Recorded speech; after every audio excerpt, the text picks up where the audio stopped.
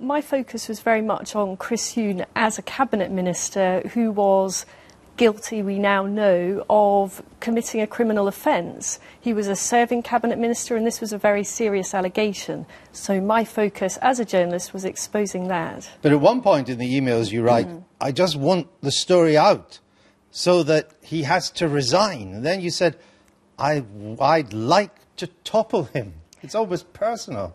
Well, the reason I wanted the story out was because I knew that Vicky Pryce was telling the truth about what had happened.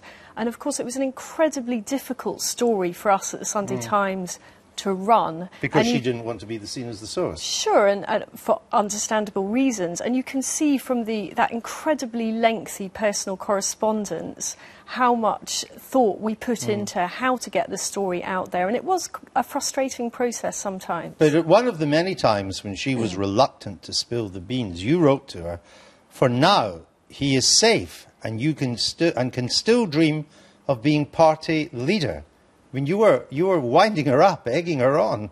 Well, I certainly wanted to get the story out there, and I was in no doubt that she wanted to get the story out there. I mean, you know, you can see from those emails that she was very emotional at times, but she never wavered from her objective, which was getting the allegation out there. But would it be fair to say that but for the pressure that you put on her in these ways to get your story, that but for that she may never have gone public? I disagree with that, and I'll tell you why. First of all, there was a lengthy negotiation between Vicky Pryce and the Mail on Sunday before I even got anywhere near the story. In this as well. And she became frustrated because they weren't able to crack it. And so I was picking up where they had left off. And actually, on the eve of publication, the Sunday Times was a little bit nervous still. I mean, this was a high-stakes stuff for us. And there was a suggestion about an hour before publication that we might not actually run the story.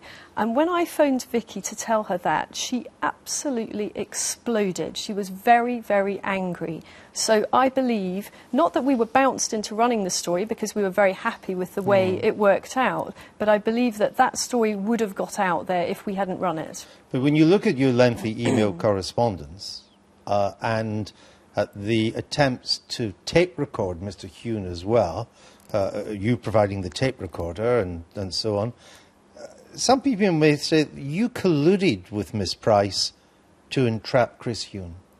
Well, the tape recording was Vicky's idea. She was pretty rubbish with technology, and so the only reason that we gave her a tape recorder, and it was nothing fancy, just a standard little piece of kit, was because I needed to show her which buttons to press. But you did collude, didn't you? I'm not sure I would use the word collude. What I did as a journalist was help her get the story she wanted out there into the papers. And let me say that it was always my hope that she would go on the record with this story. I wanted the story to be done in as simple way as possible. And you can see from the email correspondence that I always try to encourage her just to speak openly about what happened. And I still believe that that would have been the best approach for her. Did you fear, though, that because of what had happened to her, which was traumatic, and the bitterness that resulted, and the desire for revenge, did it make her somewhat unhinged?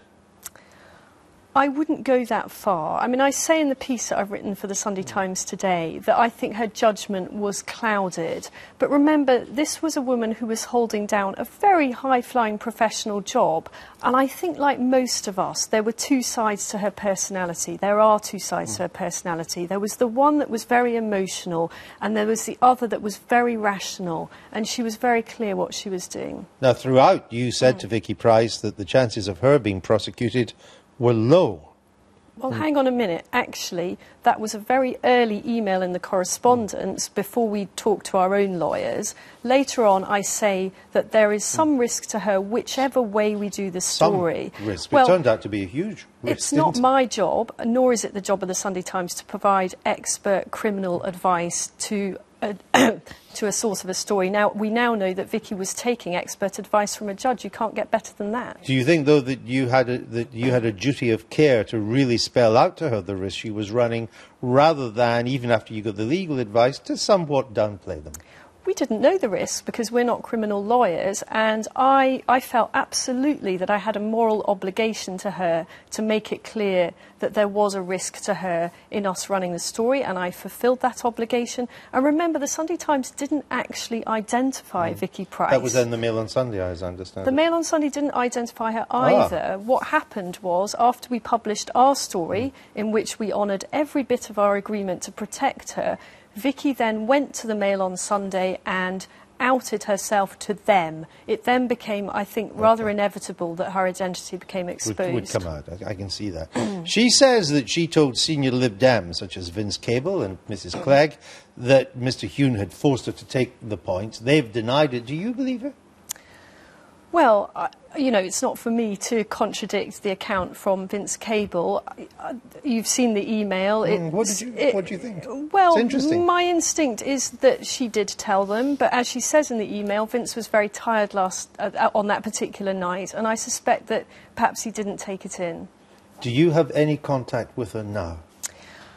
The reason I don't have any contact with her is because once the police became involved, clearly I couldn't in any way be talking to her.